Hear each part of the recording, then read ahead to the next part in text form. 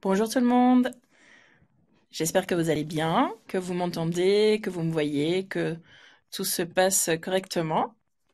Bonsoir Dominique, bonsoir Vanessa, bonsoir Mélissa. Est-ce que vous pouvez juste me dire dans le chat que vous m'entendez bien?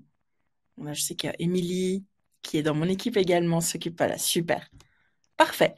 Un tout grand merci de vous joindre à nous pour cette soirée un peu spéciale, vu les nouvelles ambiantes. J'espère que vous allez bien malgré tout, qu'il n'y a pas trop de questionnements, d'angoisse, d'anxiété de votre côté.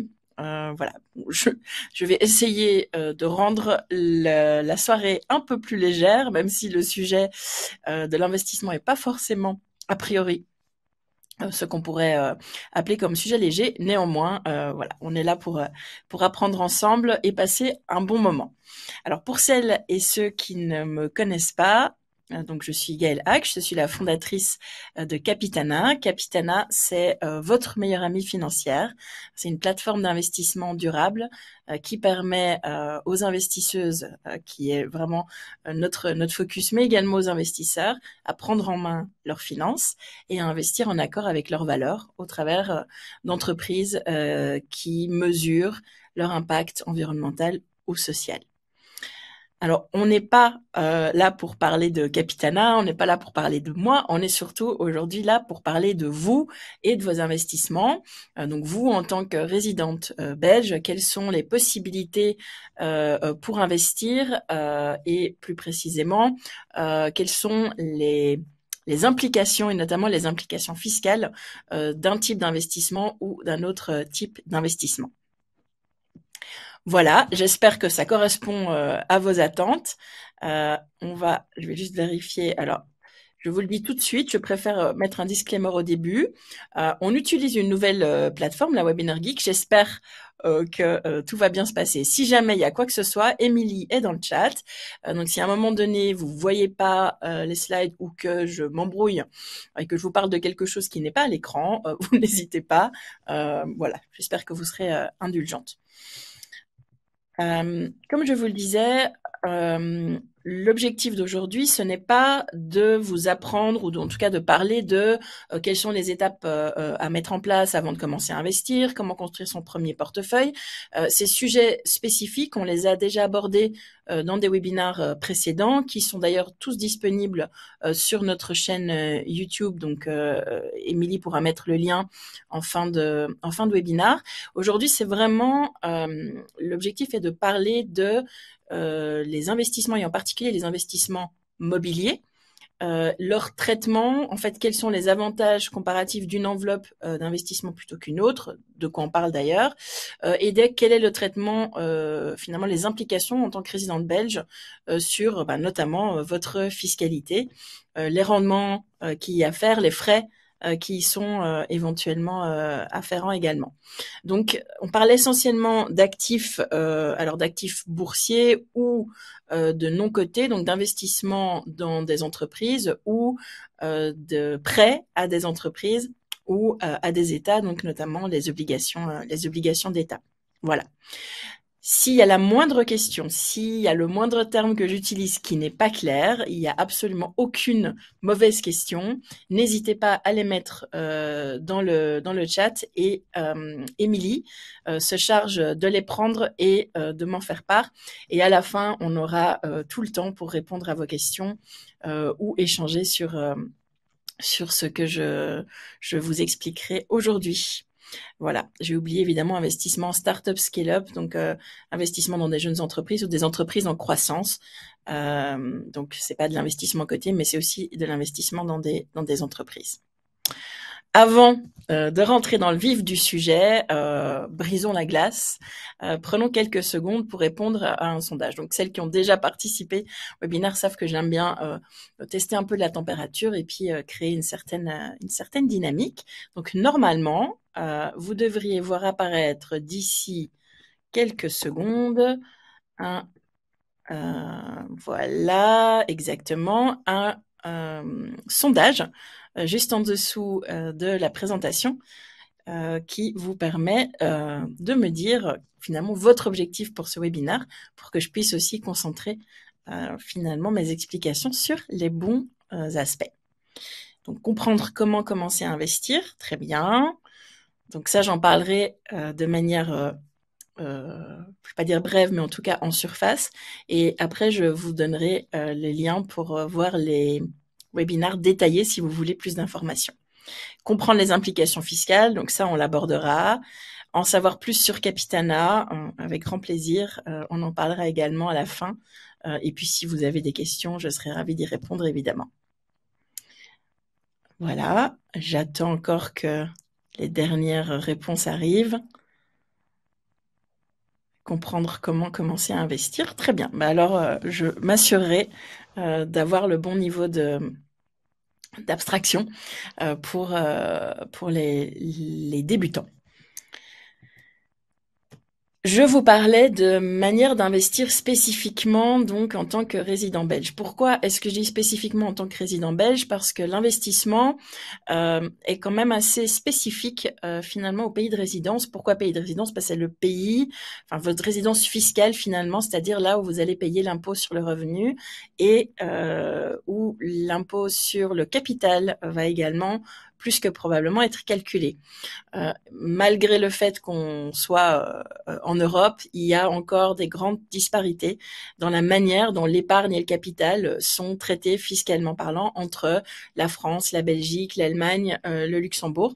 Et donc, c'est pour ça que il faut, dès qu'on rentre dans le détail de la fiscalité, de ce qui est déductible, de comment est-ce qu'ils sont traités, que ce soit les plus-values, les dividendes, etc., il faut avoir une approche entre guillemets locale pour pouvoir être pertinente. Aujourd'hui, on va parler de 3 enveloppes pour investir. Donc, je rappelle, je parle vraiment d'investissement mobilier par opposition à l'investissement immobilier, qui est entre guillemets un sujet à traiter à part entière. Je serais ravie d'en parler avec vous lors d'un prochain webinaire si ça vous intéresse. Vous mettrez ça en commentaire à la fin. Donc aujourd'hui, on se concentre vraiment sur l'investissement mobilier. Donc qu'est-ce que l'investissement mobilier? On parle d'investissement en actions. Donc les actions, c'est des titres de propriété d'entreprise que vous pouvez acheter soit sur des marchés boursiers, ça c'est pour les entreprises qui sont entre guillemets publiques ou cotées, soit bien directement auprès d'actionnaires existants d'une société qui n'est pas cotée, où en fait ils vous cèdent leurs titres, ou lors d'augmentation de capital, notamment là on parle de jeunes pousses, donc des startups en anglais, ou de scale-up, qui sont encore des jeunes entreprises, mais qui sont déjà dans une phase de croissance. Et donc, à ce moment-là, on parle surtout d'angel investing, donc d'être business angel, où vous prenez finalement des participations dans des entreprises qui sont encore à un stade assez immature et que vous aidez justement à grandir. Voilà, ça c'est le type d'investissement dont on va parler. Donc, actions, obligations ou leur pendant les fonds d'investissement qui finalement sont des boîtes dans lesquelles il peut y avoir des actions, il peut y avoir des obligations ou il peut y avoir un mix des deux. Voilà. Donc jusque-là, c'est les termes qu'on va utiliser. Ça, c'est ce qu'on appelle vraiment le sous-jacent. Donc, c'est-à-dire, in fine, ce dans quoi vous allez investir, ce qui va générer le rendement de vos investissements, donc qui va vous créer de la valeur. Il y a plusieurs manières. Quand on achète une action, on crée de la valeur de 2 manières différentes.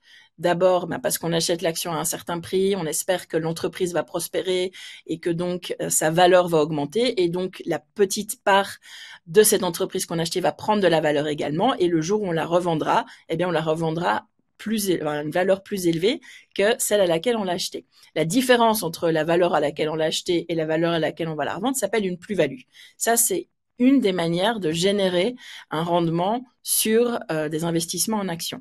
Une autre manière, qui n'est pas mutuellement exclusive, les deux peuvent aller ensemble, c'est d'investir dans des sociétés qui génèrent des dividendes. Donc, c'est-à-dire que les entreprises dont on a une petite part de propriété décident de redistribuer une partie de leurs bénéfices à leurs actionnaires, dont vous. Ça, ce sont 2 manières par lesquelles l'investissement en actions vous génère un certain rendement. On a aussi parlé d'obligations. Donc, les obligations, vous n'êtes pas propriétaire. Là, vous êtes prêteur. Donc, en fait, vous prêtez de l'argent en achetant une obligation. Alors, les obligations, vous pouvez en avoir des obligations d'État. Donc, en fait, vous prêtez l'argent, notamment, si vous achetez une obligation d'État belge, vous prêtez votre argent, en fait, à l'État belge pendant la durée que dure cette obligation. et l'État belge vous paye des intérêts. Ça, c'est la manière dont les obligations vous rémunèrent. Donc, contrairement aux actions, pardon, c'est surtout des intérêts. Donc, il y a un coupon qui est fixe, là où les dividendes peuvent fluctuer en fonction des résultats de l'entreprise. Et puis, la plus-value, voilà, qui reste aussi très aléatoire. Donc, les obligations sont finalement une manière d'avoir des revenus plus réguliers, mais avec un risque plus faible, puisque les revenus peuvent être prédits, et donc le rendement en général est également plus faible. Il faut pas oublier, un point qui est très important quand on parle investissement, finalement, vous faites travailler votre argent, et qu'est-ce qui fait que votre argent vous rapporte de l'argent? C'est le risque que vous prenez en investissant. Le rendement est littéralement la rémunération pour le risque que les investisseurs acceptent de prendre. Donc, au plus vous acceptez de prendre du risque, au plus vous avez une espérance de rendement. Au plus vous voulez sécuriser vos investissements, au moins vous aurez de rendement. Voilà, j'espère que j'essaie de simplifier, mais c'est vraiment ça. Donc, il n'y a pas de rendement sans risque. Ça, c'est la première chose. Donc, je parlais des différentes manières d'investir. Maintenant, il y a ce qu'on appelle l'enveloppe, c'est-à-dire ce qui entoure vos investissements, au travers de quoi vous avez investi. Ça peut être directement un compte, donc contrairement à votre compte épargne où finalement vous déposez de l'argent, du cash. Mais là, le compte titre, vous déposez des titres, donc des actions, des obligations, des fonds. Donc ça, c'est ce qu'on appelle un compte titre, tout simplement.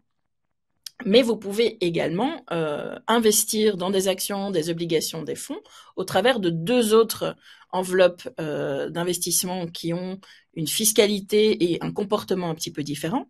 D'un côté, l'assurance vie, de l'autre côté, l'épargne pension.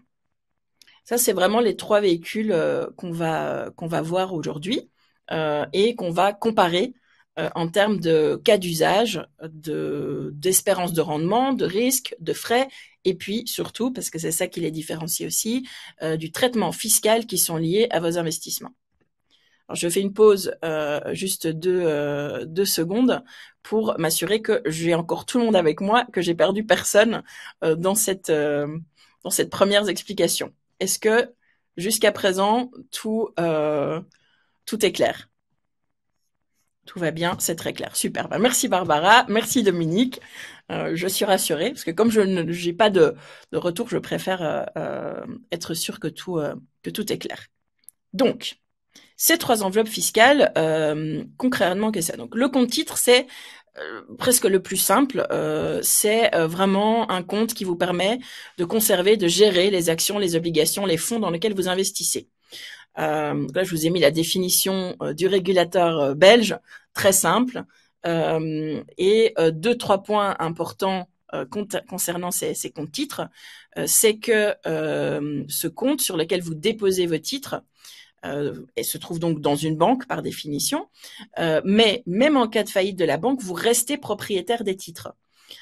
Une société cotée doit tenir un registre qui maintenant évidemment est un registre virtuel, mais un registre de l'ensemble des titres de propriété qui font son capital et des propriétaires de chaque part de ces titres. Ces registres sont indépendants de la banque auprès de laquelle vous avez ce compte et sur lesquels les titres sont déposés. Donc, en pratique, même si votre banque fait faillite, finalement, cette propriété des titres, elle est toujours là.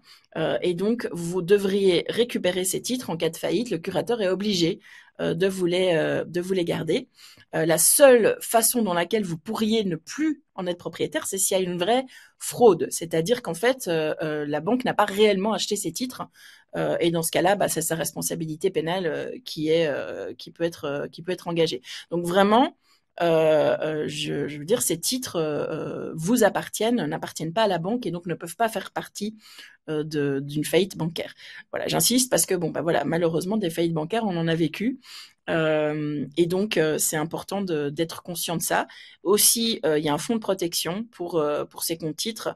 Donc à ne pas confondre avec le fonds de garantie des dépôts. Donc vous savez que votre cash, donc vraiment l'argent que vous déposez sur vos comptes épargne, sont garantis contre les faillites bancaires jusqu'à concurrence de 100 000 euros. Ça veut dire que quoi qu'il se passe, ce fonds de garantie vous remboursera les montants que vous aviez sur vos comptes courants, compte épargne, jusqu'à concurrence de 100 000 euros par compte par établissement. Là, on parle de comptes titres, donc pas de cash, donc ils ne sont pas couverts par la garantie des dépôts, mais par contre, il y a un fonds de protection qui va jusqu'à 20 000 euros par investisseur. Donc j'insiste, c'est très très rare que vous ne retrouviez pas votre titre, puisque je dis, il faut vraiment qu'il y ait une faute grave qui ait été faite pour que ces titres disparaissent et ne soient pas en votre possession. D'où d'ailleurs le fait que la protection est plus faible et que on soit dans un autre schéma que la garantie des dépôts.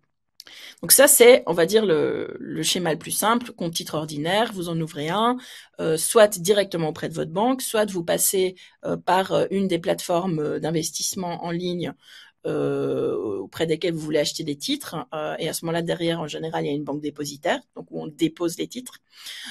Ou vous passez par une société de gestion, une société d'investissement qui, à ce moment-là, en général, a une banque dépositaire avec laquelle elle travaille et où un compte sera ouvert en votre nom, donc dont vous serez propriétaire, et où les titres investis seront déposés.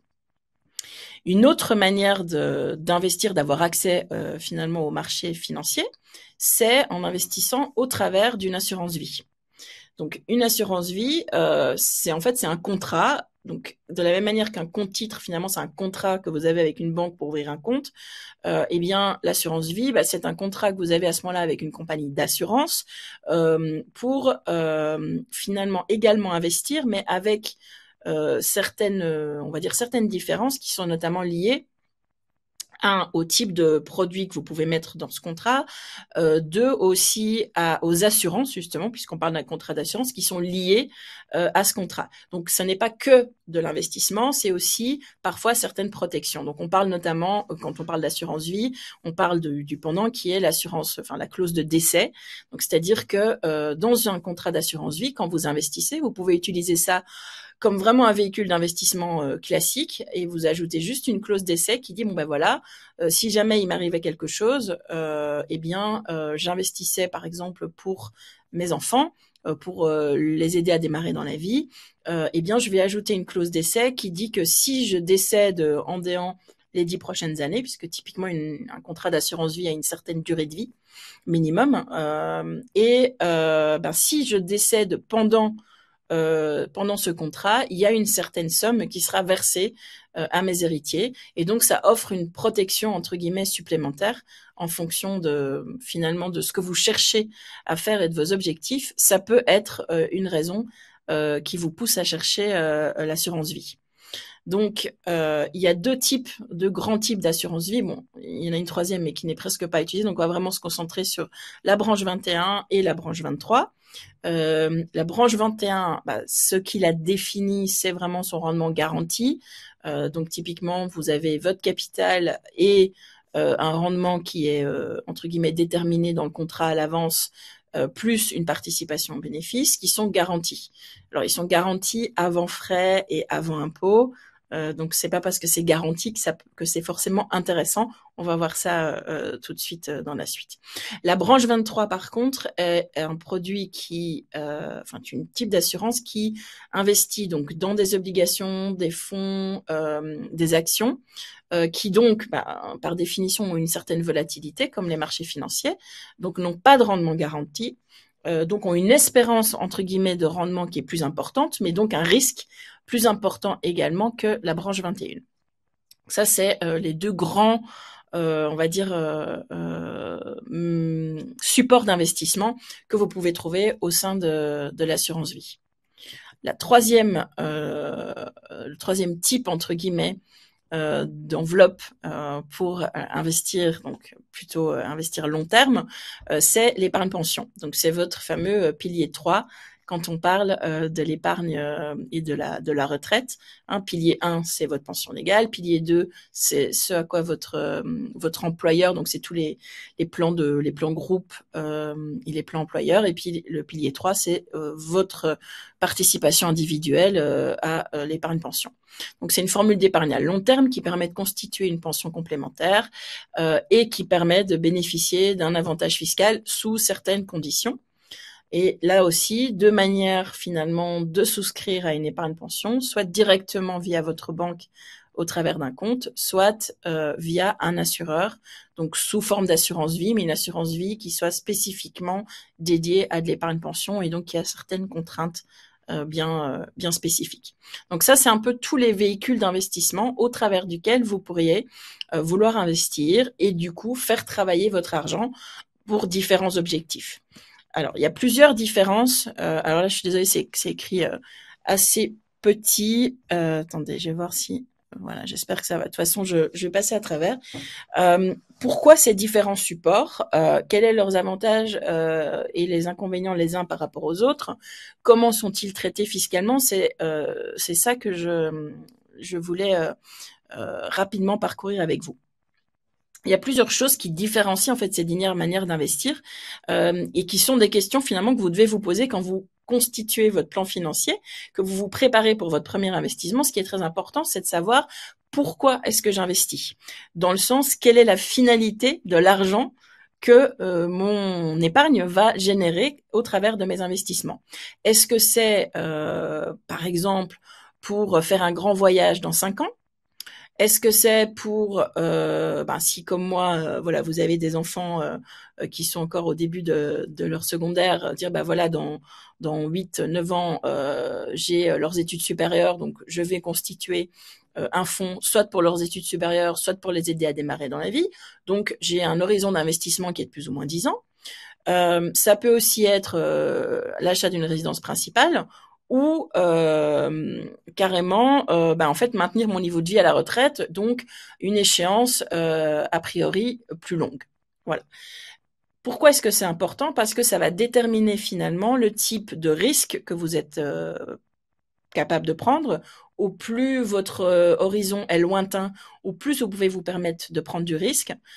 Parce que les marchés évoluent en cycle, c'est-à-dire ça baisse, ça monte, ça rebaisse, ça remonte. Hein, c'est quelque chose dont vous pouvez être sûr, c'est que si vous investissez dans les marchés, vous allez à un moment donné être confronté à une correction, donc c'est-à-dire une baisse, et également à un marché haussier. Les deux sont des très mauvais amis. Hein. Quand on est dans une correction, on a envie de tout vendre, ce qui est absolument la chose à ne pas faire a priori, parce qu'alors vous réalisez toutes les pertes au plus mauvais moment. Mais de la même manière, quand les marchés sont très très hauts, comme l'année passée, tout le monde rentre en pensant avoir trouvé la martingale, alors que la réalité c'est que voilà, ça monte, ça descend, ça monte, ça descend, mais sur une période longue, c'est-à-dire 10 ans, et ce que je vais dire est de plus en plus vrai au fur et à mesure qu'on allonge la durée de vie de notre investissement, la tendance de ces cycles est haussière. C'est-à-dire que si vous investissez, si vous aviez investi plutôt à n'importe quel moment dans le passé pour une durée supérieure à 10 ans, encore mieux supérieure à 15 ou à 20 ans, eh bien, vous auriez récupéré plus que le capital que vous auriez investi initialement. Même si, entre le point d'arrivée et le point de départ, vous auriez peut-être subi des pertes virtuelles puisque vous n'avez pas vendu, mais votre portefeuille sera la valeur de votre portefeuille, aura baissé, augmenté, baissé, augmenté. Mais ce qui est important, c'est finalement ce que vous obtenez à l'échéance. D'où l'importance de se connaître et de savoir quel est son horizon d'investissement. Alors, est-ce que ça veut dire que si vous n'avez pas d'objectif précis, il ne faut pas investir? Non. Par contre, ce que ça veut dire, c'est qu'à minima, il faut vous dire que si vous n'avez pas encore d'objectif précis et que votre objectif, c'est simplement faire fructifier mon épargne pour un jour en profiter, de s'assurer que ce que vous investissez, ce sera de l'argent dont vous n'avez pas besoin, a priori, dans au moins les 5 prochaines années, idéalement les 8-10 prochaines années. Voilà. Ça ne veut pas dire que vous ne pouvez pas investir à plus court terme. Ce que je vous dis, c'est que le cycle a beaucoup plus de chances de ne pas s'être, entre guillemets, normalisé si vous investissez sur des plus courtes durées. Je m'explique. Si vous aviez investi en mars 2020, par exemple, vous auriez été persuadé en novembre 2021 d'être la reine de l'univers parce que votre portefeuille aura été excessivement performant. Si vous avez investi au moment où votre amie était la reine du monde, parce qu'elle avait investi en mars et vous parlez avec elle en novembre 2021 et que vous décidez de rentrer dans le marché à ce moment-là, pour finalement faire un gain rapide en disant bah voilà, j'ai envie par exemple de rénover une pièce, je suis en train d'économiser, mais finalement je vois qu'elle a une telle performance, si j'investis pour 6 mois, eh bien j'aurai l'argent entre guillemets la poire pour la soif qui me permettra de faire les travaux que j'ai envie de faire. Eh bien et que vous avez besoin de l'argent aujourd'hui, comment vous dire, je pense que vous serez assez déçu de la performance de votre portefeuille. Donc c'est pour ça que je dis, c'est que sur des cycles courts, donc c'est-à-dire des cycles de moins de 5 ans, la probabilité que vous vous retrouviez à en fait avoir besoin de cet argent à un moment où les marchés viennent de se prendre une correction. Donc une correction, ça veut dire que en très peu de temps, la valorisation du marché des actions a perdu 10%. Donc ça veut dire en une semaine ou en 2-3 semaines, la valeur est passée voilà de 100 à 90. 90, pardon. De 100 à 90 en vraiment un très peu de temps. Mais ça, c'est ce qu'on appelle une correction de marché. On parle de crash quand c'est 20%. Voilà. Donc aujourd'hui, par exemple, on est dans ce qu'on appelle une correction de marché, parce qu'avec les événements qui se passent en Russie, en Ukraine, il y a beaucoup d'incertitudes sur les marchés. Les investisseurs n'aiment pas l'incertitude, et donc il y a eu voilà déjà des mouvements ces dernières semaines. Et là, je vais pas vous mentir, aujourd'hui, c'est ce qu'on pourrait appeler un jeudi noir. Alors on n'est pas dans un crash, mais on est dans une correction. Voilà, donc très important de se connaître et d'avoir conscience en fait de cet effet temps qui est assez important. Investir au jour le jour, regarder son portefeuille tous les jours ou investir pour quelque chose dans 6 mois, ça s'appelle pas de l'investissement, ça s'appelle de la spéculation. C'est très risqué et c'est comme jouer au casino en fait. Donc je dis pas qu'il faut pas le faire. Je vous informe simplement de voilà de ces différences de comportement et du coup de ce que vous pouvez en espérer. Ensuite, donc profil rendement risque, on en a parlé. Quel est le risque que vous êtes capable de prendre? La meilleure manière de faire, c'est un profil de risque qui détermine finalement si vous êtes plutôt de nature prudente et que donc vous êtes assez averse à la perte, ou si au contraire vous avez un profil plutôt aventurier et que une perte temporaire ne vous fait pas peur parce que vous êtes plus sensible au gain entre guillemets. Donc ça détermine vraiment on va dire la pertinence de l'un ou de l'autre. Ensuite, il y a la taxation, il y a les frais, évidemment, puisque les frais viennent tout de suite détériorer votre performance. Et puis, il y a un aspect transmission, donc surtout un aspect protection, on va dire, de vos héritiers, qui, pour le coup, n'est entre guillemets présent que dans les supports tels que l'assurance et l'épargne pension, pas dans un compte titre. Donc concrètement, la grosse différence entre les trois, c'est premièrement le type d'investissement que vous pourriez faire. Donc dans un compte titre, vous pouvez mettre ce que vous voulez, tout ce que vous pouvez acheter en tant qu'investisseur de détail, donc des titres qui sont cessibles, donc pour lesquels il y a un marché, vous pouvez les mettre dans votre compte titre. Donc je parle bien évidemment de titres sur lesquels il y a un marché public, donc c'est-à-dire des obligations cotées, des actions cotées, des obligations et des fonds communs de placement, donc sur lesquels il y a un marché, que donc ces titres sont inscrits.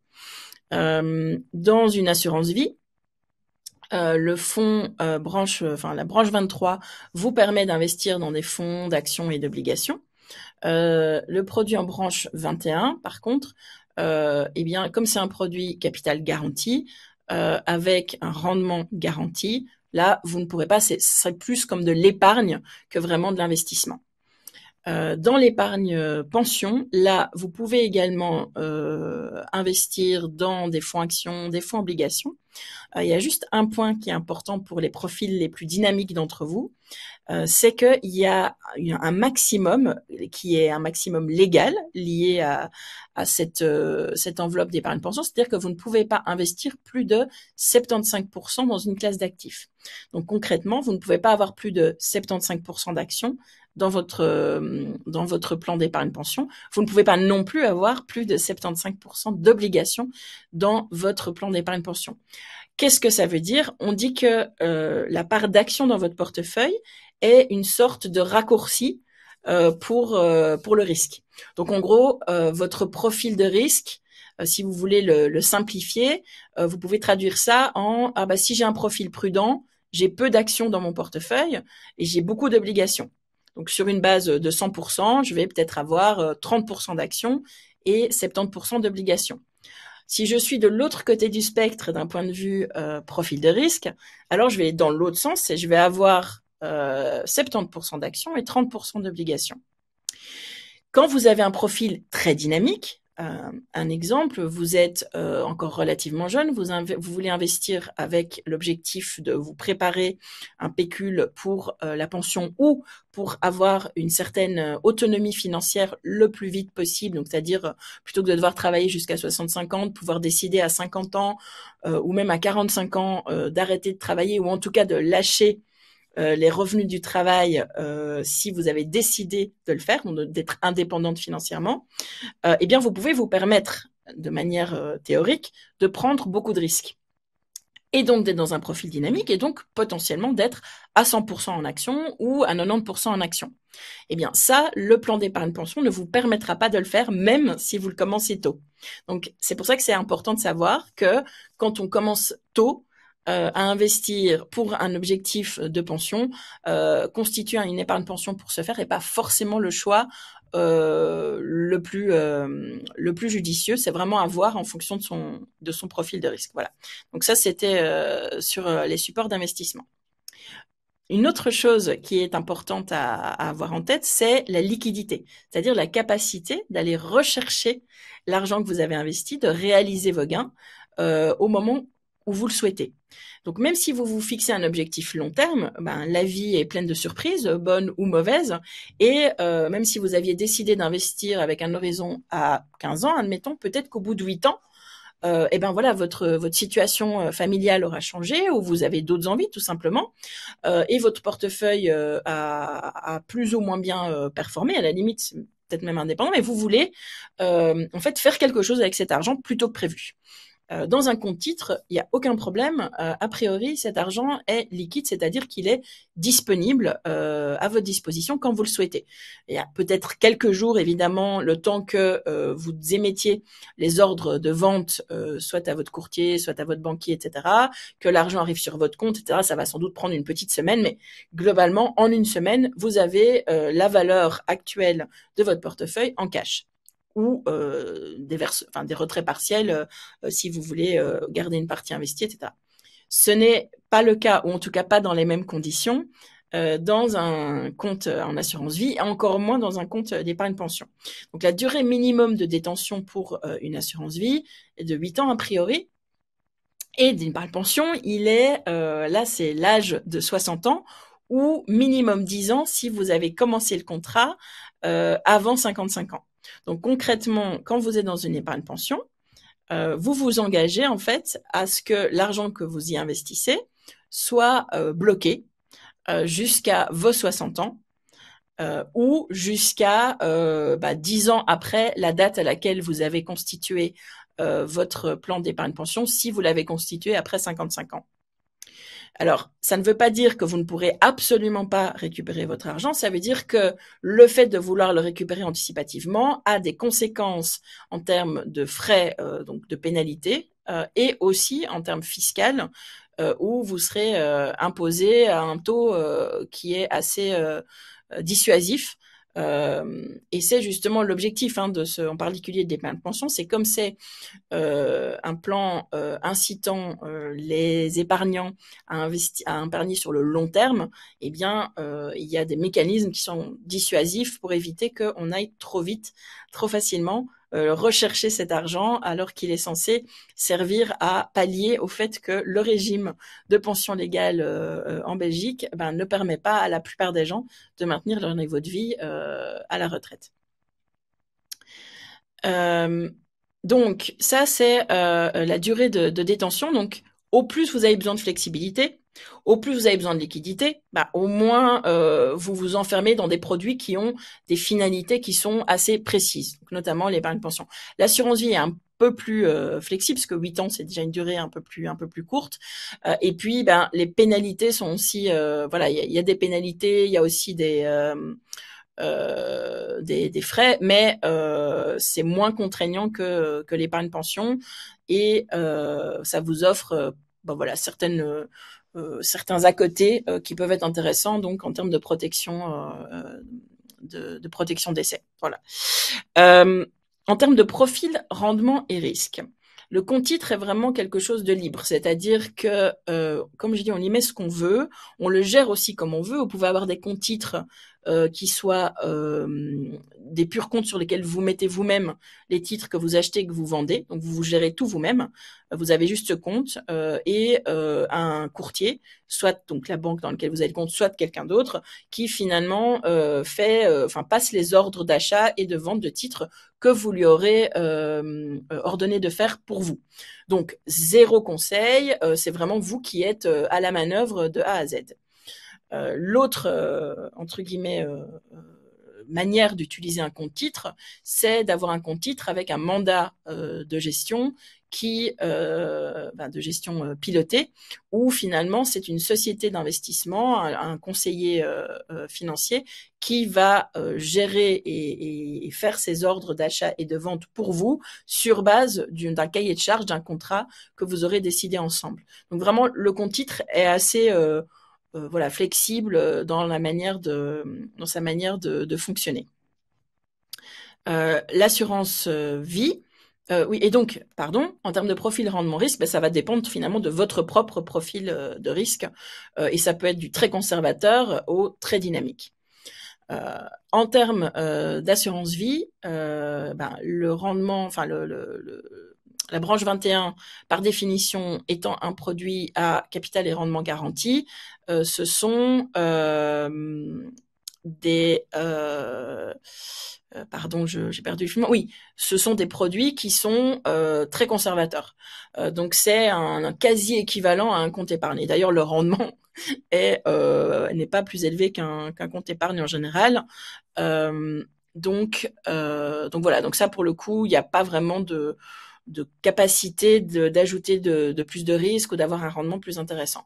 D'où branche 23, à ce moment-là, en fonction de votre profil, ça va être exactement comme quand vous décidez d'avoir une gestion pilotée sur votre compte titre, votre assureur va vous faire remplir un questionnaire qui va déterminer votre profil de risque. Sur base de ce profil de risque, eh bien, il va déterminer quel est le fonds interne, c'est leur mécanisme d'investissement, qui correspond le mieux à votre profil et de nouveau va en fait chercher le fonds interne qui correspond au pourcentage d'actions versus d'obligations, pour simplifier, qui correspond à votre profil de risque et à vos objectifs. Voilà. Un point important sur la branche 21, quand on dit rendement garanti et capital garanti, ça ne veut pas dire que vous allez récupérer forcément les 100 € que vous avez investis. De manière très concrète, sur les dernières années, avec les taux d'intérêt qui sont si bas, finalement le rendement de tout ce qui est garanti est très faible, puisque le taux sans risque est très faible. Et donc, en théorie, c'est vrai, le contrat dit, voilà, le capital et le rendement sont garantis. Mais ils sont garantis avant frais. Il se trouve que les frais sur ces contrats peuvent être importants. Alors, quand je dis important, ça veut dire, ça peut être 1, 2, voire 3%. Donc, ça peut paraître pas énorme, mais quand le rendement qu'on vous garantit est de 1% et qu'on vous prend 1% et demi de frais, voilà, le calcul il est vite fait. En pratique, vous êtes à moins 0,5%. Donc ces derniers mois, ces dernières années, le rendement des branches 21, sincèrement, était pas hyper intéressant. Et cette protection du capital, finalement, elle avait elle avait un coût. D'ailleurs, vous le voyez aussi sur vos comptes épargne, comptes épargne qui sont à zéro, même au-dessus d'un certain niveau de cash sur le compte, vous pouviez même être soumis à des intérêts négatifs, c'est-à-dire que vous deviez payer votre banque pour qu'elle garde votre argent. Bon, on est dans des situations de marché là depuis quelques semaines qui laissent entre guillemets présager des remontées quand même assez probables des taux d'intérêt. Et donc la dynamique sur tous ces comptes épargne, rendement garanti, etc., va aussi évoluer. Mais en tout cas, voilà, à la date d'aujourd'hui, ces placements sont moyennement intéressants. Épargne pension, donc là j'avais dit en fonction de votre profil aussi, mais avec un cap à 75%. Voilà, moi j'ai l'habitude de parler belge, mais mon équipe est française, donc je dois m'adapter. En fonction de votre profil, avec un cap sur l'exposition action, comme je viens de le dire. Voilà. On rentre dans la partie fiscale. Alors il y a deux choses dans la fiscalité. Il y a est-ce que ce sont des produits qui ont un incitant fiscal, c'est-à-dire est-ce que les primes, les versements, etc. peuvent faire l'objet de déductions dans sa déclaration d'impôt. Ça c'est un premier volet de la fiscalité. Puis le deuxième volet de la fiscalité, c'est la taxation des revenus, voire même du capital investi. Et c'est là où ces trois enveloppes sont assez différentes. En termes de compte titre, a priori, pas de déduction fiscale sur ce que vous investissez. Donc, ce sont des revenus. Donc, je reprends d'un point de vue fiscal. Vous investissez plus que probablement les revenus de votre travail, qui donc ont été taxés. Vous avez payé dessus un impôt sur le revenu, des charges sociales, etc. Donc votre revenu net est ce que finalement vous épargnez et vous décidez d'investir. Donc dans le compte titre, c'est le revenu net. Voilà, il n'y a pas de déduction d'impôt. Par contre, en assurance vie, en épargne pension, à condition que l'objectif ou que la finalité soit vraiment l'épargne long terme, alors il peut y avoir des déductions fiscales. Sur l'assurance vie, quand c'est considéré comme de l'épargne long terme, qui a donc certaines contraintes, notamment en termes de durée, et oui, donc surtout la durée pendant laquelle vous gardez entre guillemets ce produit et où l'argent est bloqué. Vous pouvez, en fonction de votre revenu, donc là je précise bien, ce sont pas des conseils fiscaux, donc pour ça, il faudrait que je connaisse votre situation personnelle à chacune et chacun d'entre vous. Donc là, ce sont entre guillemets des illustrations qui vous donnent un peu vraiment une grille de lecture. Après, en particulier sur l'aspect fiscal, si vous avez des questions spécifiquement à votre situation, le mieux c'est d'aller voir un fiscaliste ou un comptable qui pourra vraiment vous conseiller sur votre situation spécifique si ça se justifie. Donc là concrètement, en fonction du revenu, vous pouvez déduire jusqu'à, je pense, 200 euros par mois. L'avantage fiscal, il est de 30%, donc 30% du montant que vous avez investi jusqu'à un montant investi de 2200. Donc ça veut dire que l'avantage fiscal maximum annuel, ce sera 30% de 2200.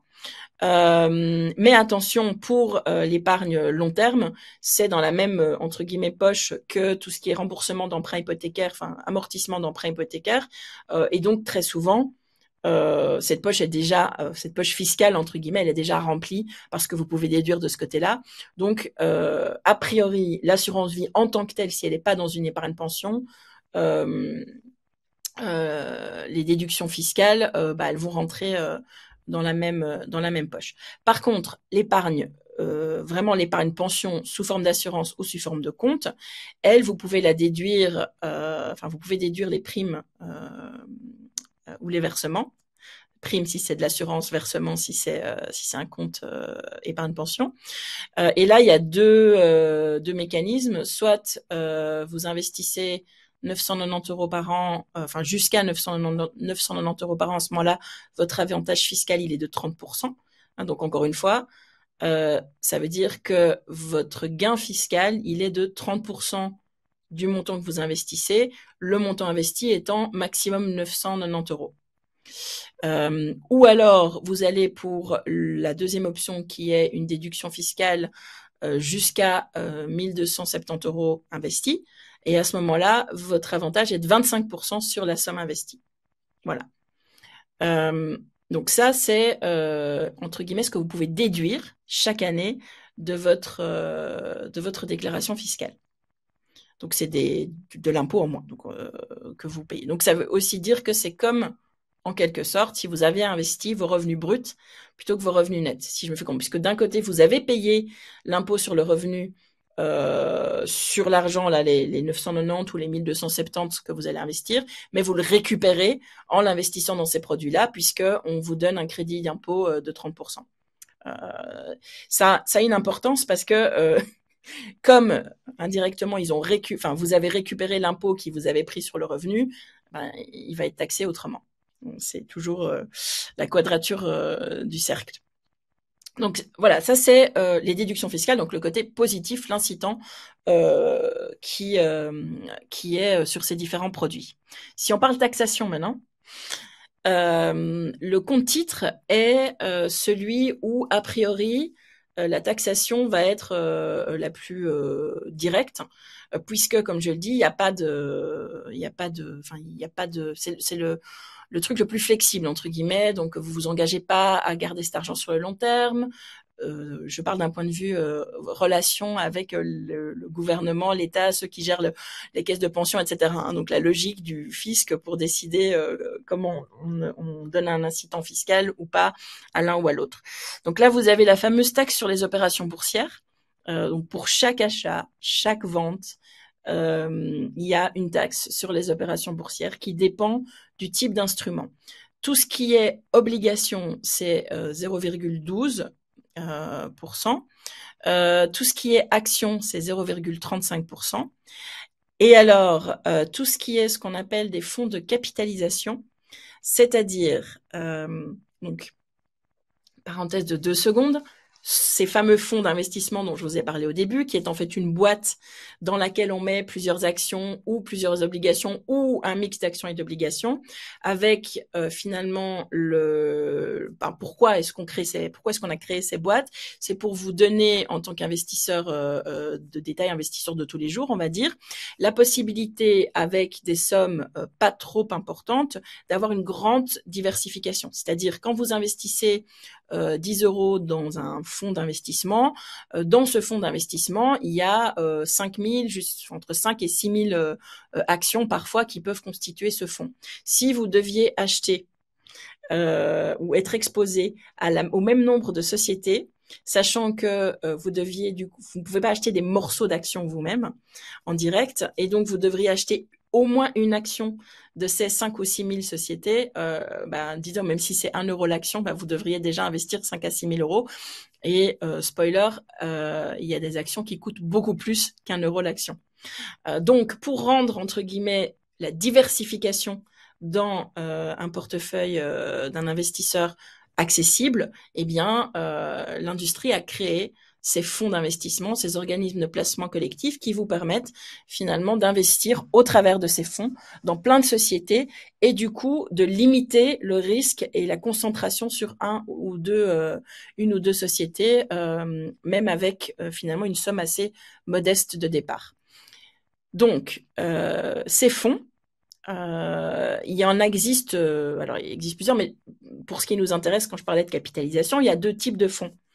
Je vous avais parlé de comment est-ce qu'une action peut vous générer du rendement. Je vous ai parlé de plus-value, donc c'est-à-dire quand le prix augmente, que vous revendez et que la différence entre les deux, c'est la plus-value. Mais je vous ai aussi parlé des dividendes, qui sont la distribution des bénéfices des entreprises à leurs actionnaires.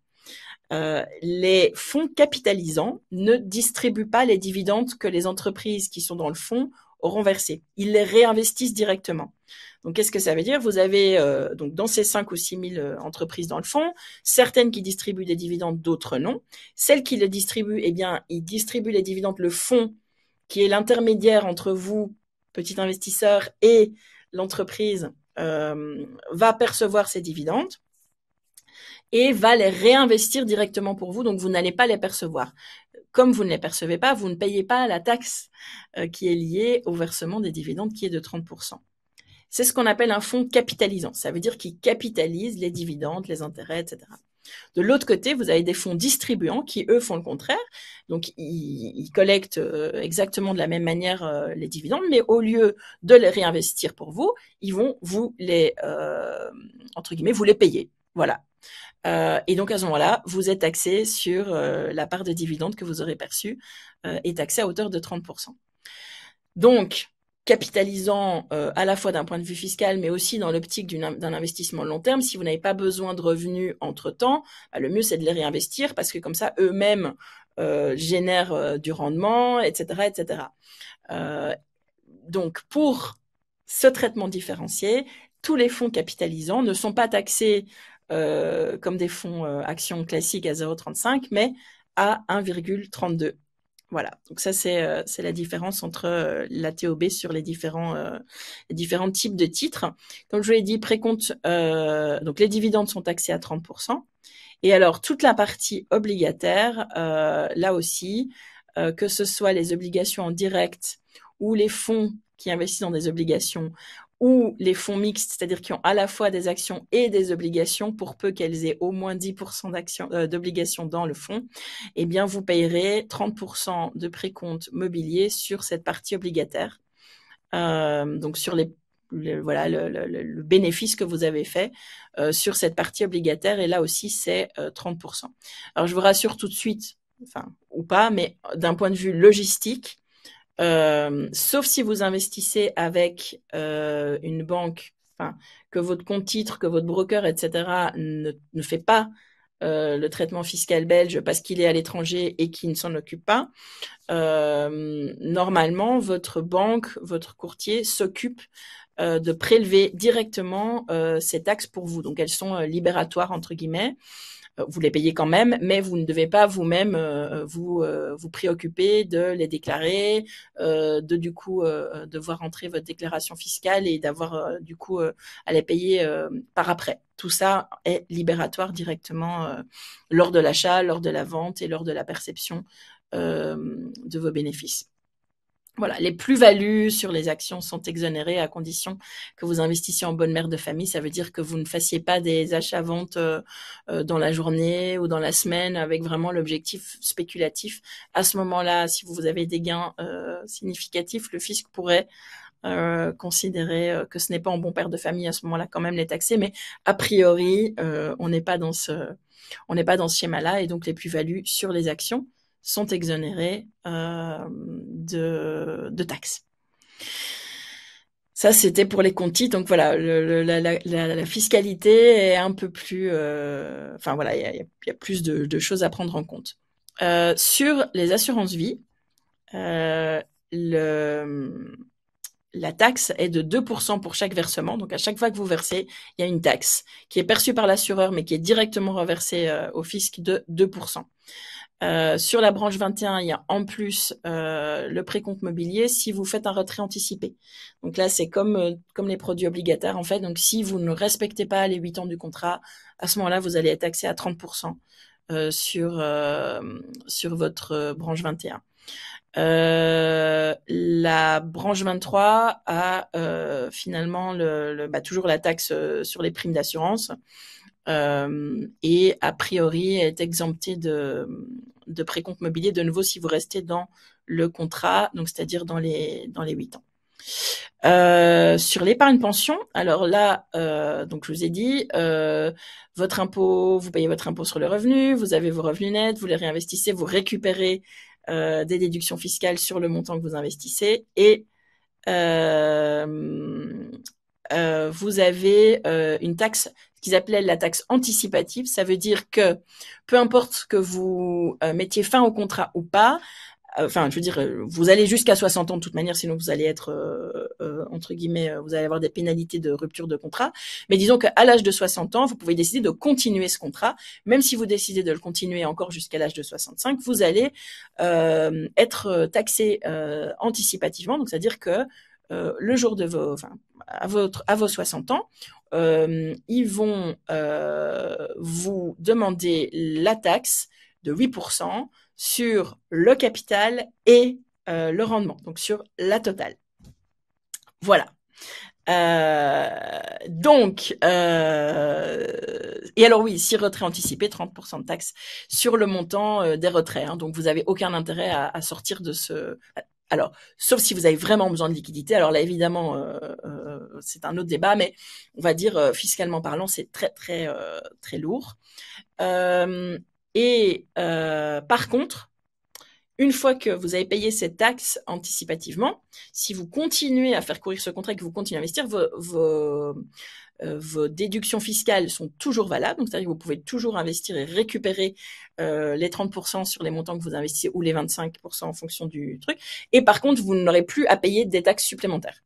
Voilà, ça c'est la petite bonne nouvelle, parce que bon, in fine, c'est 5 ans, c'est maximum 30% de 1270 €, donc c'est pas non plus, ça va pas vous changer et vous faire devenir millionnaire, mais voilà, c'est quand même toujours ça de prix, surtout qu'on parle à un moment donné où soit vous êtes 5 ans avant la retraite, soit vous êtes déjà dedans, donc voilà, c'est toujours ça de prix.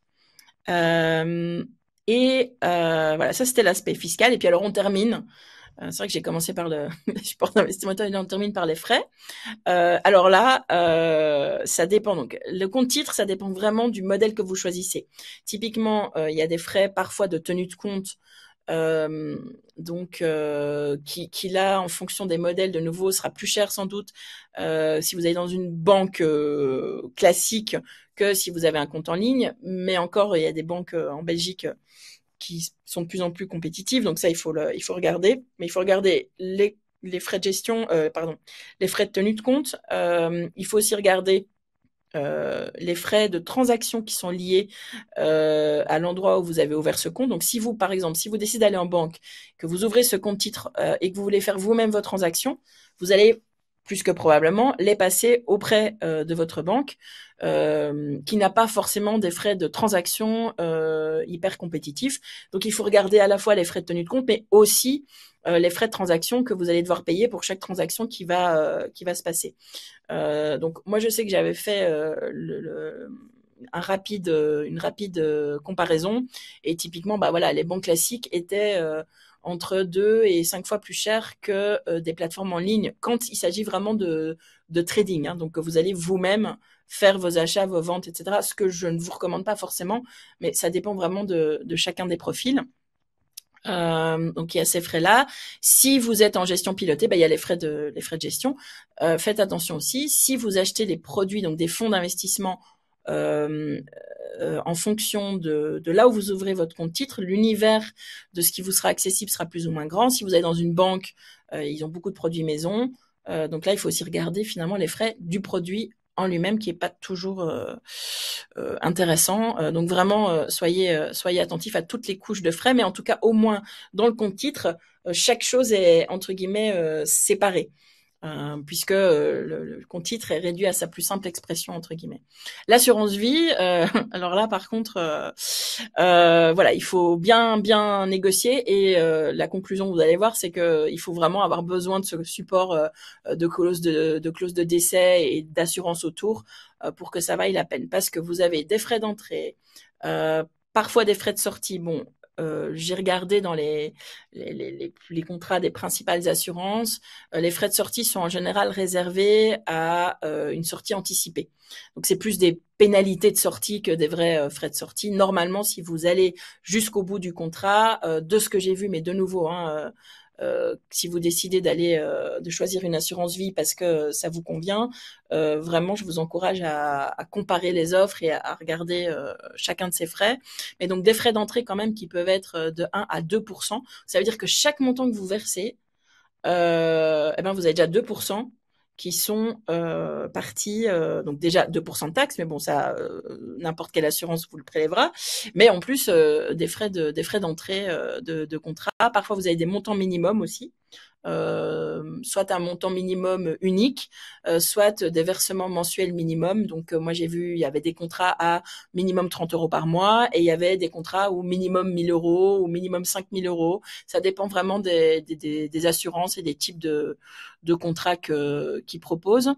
Frais de pénalité en cas de sortie anticipée, ça je vous en ai parlé. Des frais de gestion.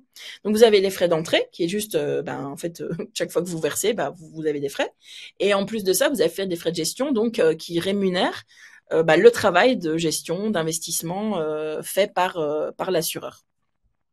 Et alors, parfois, s'ils investissent dans des supports d'investissement qui ont eux-mêmes des frais, bon, Mais ça, j'en ai vu, donc faites attention. Bah alors, ça vient, c'est couche sur couche sur couche.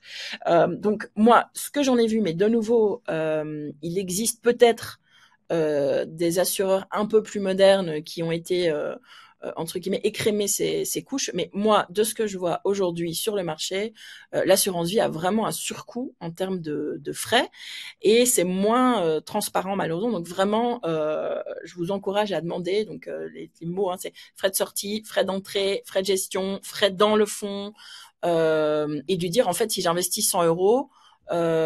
Qu'est-ce qui me reste à la fin de l'année parce que moi j'ai malheureusement un de mes amis avant que Capitana soit live qui a pris un contrat d'assurance vie et en fait on s'est rendu compte que les coûts, enfin chaque coût séparément, oui était ok, mais en fait il ne vous donne pas de manière claire et transparente, ok, mais en fait c'est 2% plus 1% plus 1,5% plus 1, et quand vous faites le total, vous dites oui, mais en fait moi j'ai un profil conservateur ou modéré, donc avec un rendement de 4%. Si vous m'en enlevez 3 en frais, en fait, mon compte épargne, il est peut-être pas plus mal finalement. Donc, voilà, donc ça c'est vraiment pour moi aujourd'hui ce que je trouve un peu dommage dans les contrats d'assurance vie, en tout cas ceux que j'ai vus là, qui sont accessibles entre guillemets au commun des mortels comme vous et moi, ce qui est assez dommage finalement, parce que ces frais sont absolument pas justifiés, ils font pas un boulot fondamentalement meilleur pour ça. Donc, donc voilà. Et alors l'épargne pension, donc là il y a également frais d'entrée, frais de gestion, bon, des frais de sortie, comme je vous dis, c'est plutôt des ruptures de contrat, donc c'est des pénalités. En cas de rupture anticipée, là c'est un peu près, ça va plus dépendre de est-ce que vous allez le chercher de nouveau sur un compte ou sur un contrat d'assurance. Mais là aussi, je les trouve assez élevés par rapport finalement au rendement que vous pourriez avoir. Donc l'avantage de l'épargne pension et de l'assurance vie finalement, c'est leur protection en cas de décès. Qui vous permet du coup de léguer une certaine somme si vous veniez à passer. Sinon, objectivement, sur de l'investissement long terme, pour le moment, par rapport aux produits qu'ils proposent et aux structures de frais surtout, c'est moyennement intéressant. Mais voilà, cette clause de décès peut être particulièrement intéressante quand même quand vous avez des enfants en bas âge, des ados ou voilà. Ou des entre guillemets un historique, une certaine hérédité qui vous laisserait à penser que le risque vaut la peine d'être couvert. Une assurance, c'est ça finalement. On espère ne jamais avoir à s'en servir, mais on n'est pas prêt à prendre le risque que ça survienne. Voilà ce que je peux vous en dire. Je pense que ah oui, le dernier point. Tant qu'on est dans l'aspect fiscal, une bonne nouvelle. C'est que par contre, quand vous investissez dans des startups ou des scale-up, donc des jeunes entreprises, donc il y a des entre guillemets des critères bien spécifiques qui déterminent si c'est une startup ou pas, si c'est une scale-up ou pas. Les startups, c'est vraiment du fondamental, donc c'est des jeunes entreprises, elles doivent avoir moins de 4 ans, elles doivent pas avoir levé trop de fonds. Donc voilà, le site, enfin, si vous allez voir sur SPF Finance, c'est assez bien expliqué. Il y a dans leur FAQ du tax shelter. Vous verrez les critères. Alors, les montants que vous investissez dans ces startups jusqu'à concurrence de 100 000 € sont déductibles de vos impôts jusqu'à 30 à 45%. Donc, ce qui détermine si c'est 30 ou 45, c'est si c'est une société ou une micro-société. Là aussi, il y a des critères spécifiques. Et pour ça, vraiment, je vous encourage soit à le voir, soit quand vous investissez dans des startups ou des scale-up, il existe des organismes comme B-Angel qui sont très, très bien outillés pour vous aider, voire même vous accompagner dans vos investissements en start-up, qui peuvent vous aider à la fois pour la sélection, pour la structuration, etc. Donc, il y a, voilà, même ne fût-ce que pour votre information, vous pouvez aller voir sur leur site B-Angels, B-E, et puis Angels, A-N-G-E-L-S. Donc ça, c'est pour les startups. Les scale-up, donc c'est des entreprises qui ont atteint le stade juste au-dessus, qui sont encore des jeunes entreprises, mais qui démontrent une certaine croissance. Là, la déduction fiscale est de 25%. Donc ça, c'est très, très intéressant, sachant que vos plus-values sont toujours exonérées d'impôts si vous les gérez en bon père de famille. Donc concrètement, en fait, voilà, ces investissements comportent beaucoup de risques. Donc vraiment gros disclaimer sur des investissements qui sont assez risqués, hein, parce que bon, il y a une boîte sur 5 qui va réellement performer. Il y en aura sans doute 2 sur 5 qui vont bon an mal an, vous récupérez peut-être votre investissement initial, mais pas beaucoup plus. Et puis, il y en a deux qui se seront plantés et où vous récupérez rien. Mais voilà, vous pouvez déduire jusqu'à 30 à 45% d'impôt. Donc ça s'envisage dans la globalité de votre patrimoine. Il y a également, toujours en ce qui concerne les prêts aux petites et moyennes entreprises, aux startups et aux scale-up, c'est les montants que vous prêtez, donc notamment via ces plateformes de crowdfunding qui sont exonérées du précompte mobilier. Voilà ce que je peux dire sur un peu les différentes manières d'investir et leur traitement, les avantages, les inconvénients. Toujours un arbitrage entre sécurité, protection, assurance et rendement. Les grandes problématiques sur les frais des contrats d'assurance. Donc je ne vous dis pas de ne pas le faire.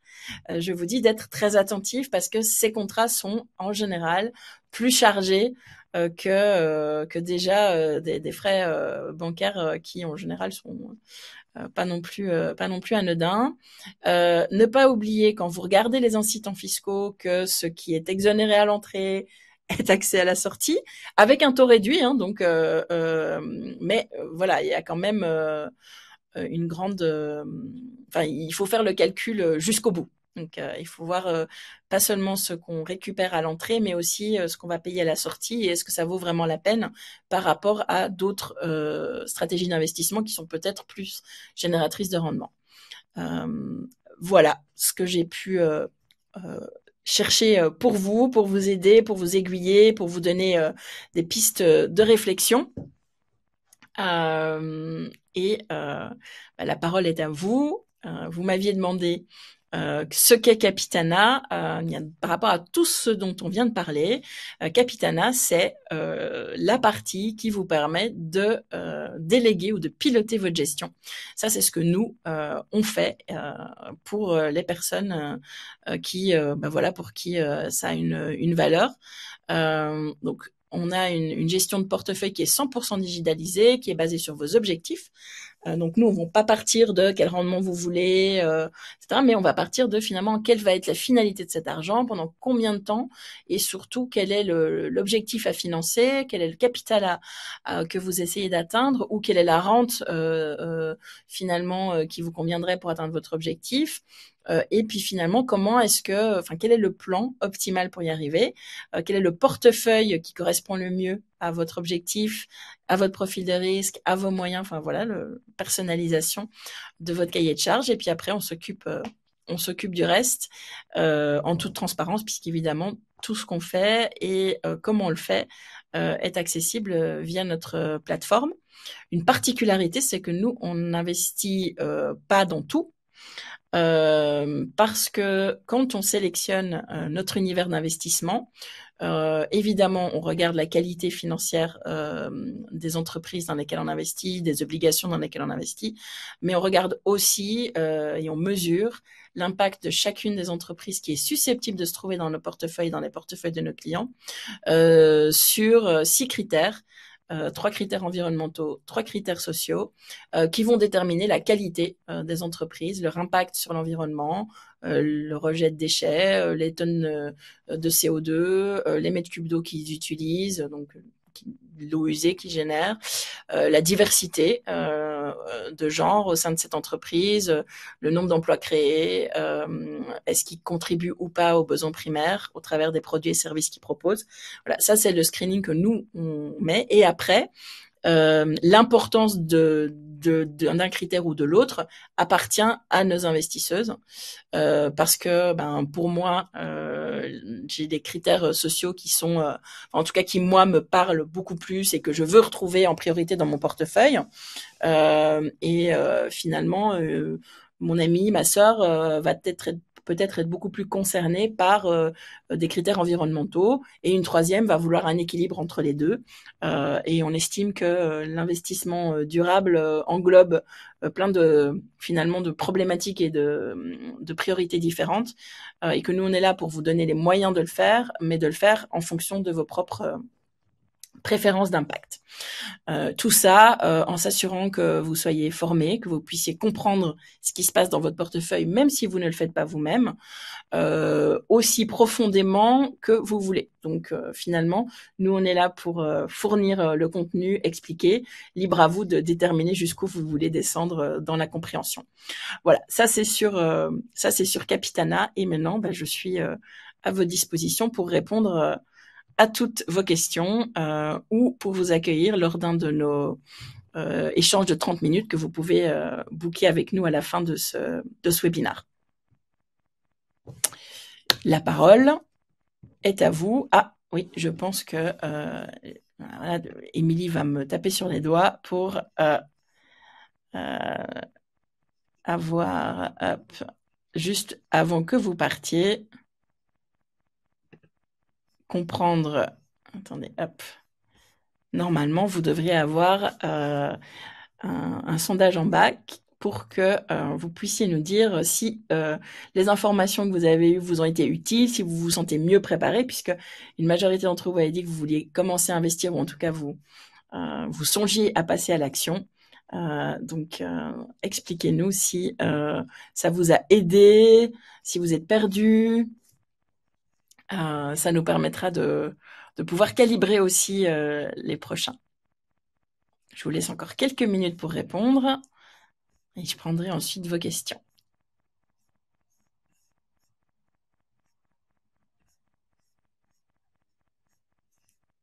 Alors.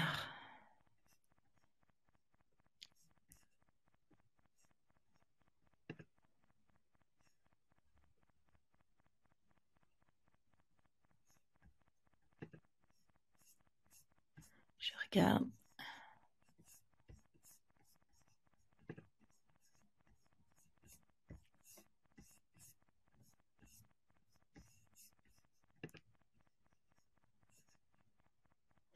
Je vois prête à passer à l'action. Ok. Super. Bon. Alors, j'espère que là, on a 10 minutes de retard sur le planning. Je prends encore les questions si vous en avez. Émilie, je sais que toi, tu avais fait les questions. Si tu peux me les donner, ou sinon, je regarde dans le chat. Alors, hop. Donc, vous aurez les slides, oui. Les startups ayant besoin d'investissement, je vous en ai parlé. B-Angel, notamment, c'est un bon réseau, en tout cas en Belgique, et ils ont des partenaires maintenant dans d'autres pays pour vous permettre aussi d'investir de manière plus diversifiée. Alors,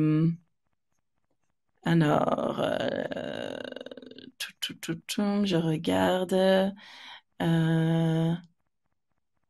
À partir de quelle somme un investissement à moyen terme est-elle intéressant? Il n'y a pas de petits investissements, Dominique, il n'y a vraiment pas. Donc, il faut commencer avec ce que vous avez. La seule chose, c'est fonds d'urgence. Donc, 6 mois de dépenses de côté. Le reste est investissable. Je regarde. Alors, je vais dans conversation, Amy, ok. Donc, j'ai pas bien compris si on peut combiner assurance vie, plus compte titre, plus épargne pension. Vous pouvez tout combiner. Ce sont des poches différentes, donc il n'y a aucun problème. Alors, le cap à 75%, ça veut juste dire que dans votre épargne pension, admettons que vous investissez 100 dans votre épargne pension, vous ne pourrez pas avoir plus de 75 en actions ou de 75 en obligations. Donc, il faudra avoir le profil le plus agressif, ce sera 75 en actions, 25 en obligations. Le profil le plus défensif, ce sera 75% obligations, 25% actions. C'est ça que ça veut dire. Et puis alors, entre les deux, voilà, il y a tous les profils possibles.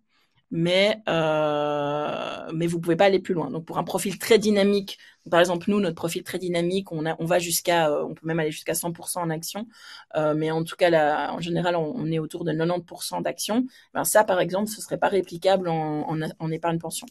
À l'inverse, notre profil très conservateur, il est à 10% en action et 90% en obligation. Bah, ça non plus, ce serait pas réplicable dans un plan d'épargne pension. Voilà.